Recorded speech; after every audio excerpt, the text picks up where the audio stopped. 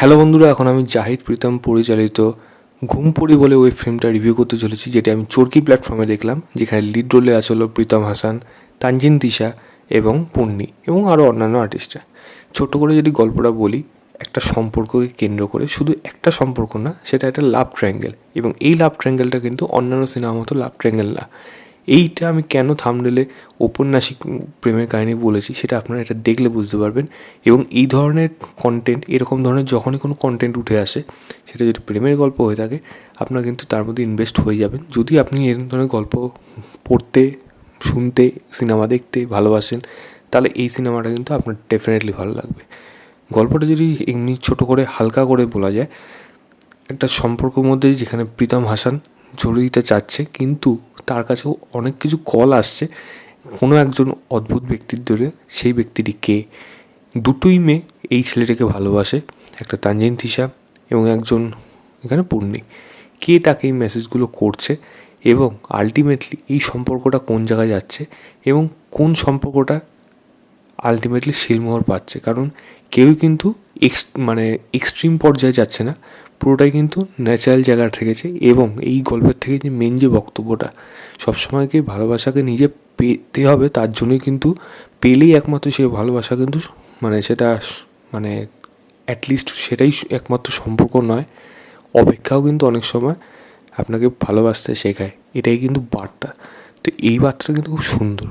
আপনারা এই কথা সব এইসব কিছু ছেড়ে দিন, জাস্ট চরকি দিকে কাজটা দেখুন, ভালোবাসায় পড়ে যাবেন, প্রেমে পড়ে যাবেন। এই কাজটাতে এত সুন্দরভাবে এগুলোকে ন্যারেট করা হয়েছে, যেটা কিন্তু আপনার দেখলে খুব ভালো লাগবে। এবং এটাই এই সিনেমার হলো ফার্স্ট পজিটিভ দিক। এত সুন্দরভাবে পোয়েটিকভাবে এটাকে কাজটা করা হয়েছে, মনে হবে যেন গল্পের বই থেকে উঠে আসছে ক্যারেক্টারগুলো। এবং এরকম ধরনের নেচারদের আগেও দেখেছি, হিন্দিতে দেখেছি, হলিউডেও হালকা বিস্তর দেখেছি। খুব যে দেখেছি হলিউডে আমি না, হলিউডে ডেফিনেটলি হয়েছে, তবে খুব যে দেখেছি জানা। হিন্দিতে আমি দেখেছি, বাংলাতে আমি সেরকমভাবে অত চোখে পড়ে না এরকম ধরনের গল্প খুব একটা, তবে হয়তো থাকতে পারে, এই মুহূর্তে হয়তো মনে পড়ছে না। সাউথে দেখেছি ডেফিনেটলি। তো এরকম ধরনের গল্প কিন্তু আমার ডেফিনেটলি ভালো লাগে। তো সেটা কিন্তু আলাদা করে একটা ভাইবস দেয়। তো খুব ভালো লাগলো এরকম ধরনের গল্প প্রেমের এই মাসে, ভ্যালেন্টাইন্স উইকে এরকম ধরনের আবার একটা কাজ দেখলাম, যেটা কিন্তু সত্যি খুব ভালো লাগছে গল্প বলার ধরনের জন্য। দ্বিতীয় বলবো এখানে পারফরমেন্স, প্রীতম হাসানের পারফরমেন্স আপনার ডেফিনেটলি এখানে ভালো লাগবে। পূর্ণিকে আপনার খুব ভালো লাগবে, খুব মিষ্টি লাগবে।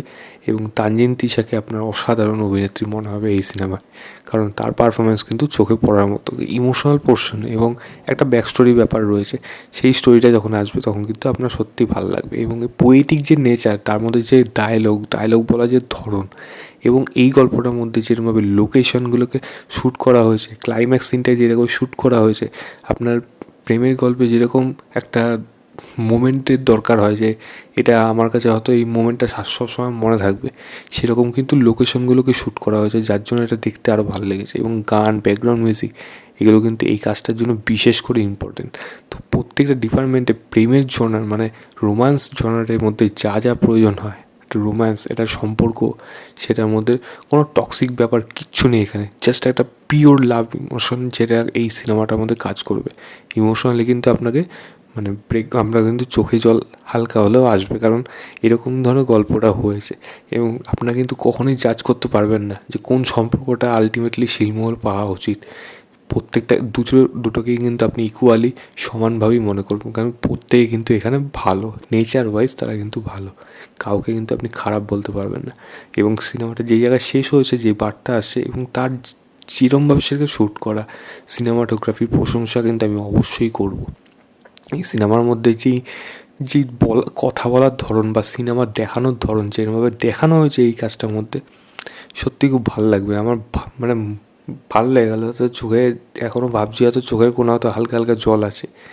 বাট সত্যি এটা আনএক্সপেক্টেড, এটা আমি অ্যাটলিস্ট আশা করিনি এই সিনেমাটা এরকম ধরনের একটা সিনেমা হবে, যেটা হিট করে যাবে ভেতরে। এটা আনএক্সপেক্টেড, অপেক্ষা, সত্যি অপেক্ষা করলে তবেই তুমি ভালোবেসেছো, নাহলে সেই ভালোবাসার বাকি সব মিথ্যা প্রতিশ্রুতি। আলাদা কিছু বলার নেই এটা ব্যাপারে। যে ইমোশনাল হয়ে বেশি লাভ নেই এই ব্যাপারে। আমার খুব ভালো লাগলো কাজটা। প্রচুর দিক আছে, কাজের মধ্যে ভালো দিক উঠে আসে, আপনারা জাস্ট গিয়ে দেখুন। আমি কোনো রেটিং দিচ্ছি না, এটা আমার কাছে পুরোপুরি মনের গভীরেই থাকবে এই কাজটা। ভালো লাগলো। যদি বলেন আপনি 4 স্টার 4.5 স্টারও দিয়ে দেবো এই কাজটার জন্য। গিয়ে দেখুন, তারপর জানাবেন আপনাদের কেমন লেগেছে। এই ছিল আমার ওভারঅল রিভিউ ঘুম পড়ি বলে ওই ফিল্মটা। ভিডিওটা ভালো লাগে লাইক শেয়ার, চ্যানেলটাকে অবশ্যই সাবস্ক্রাইব করে দেবেন। বাই।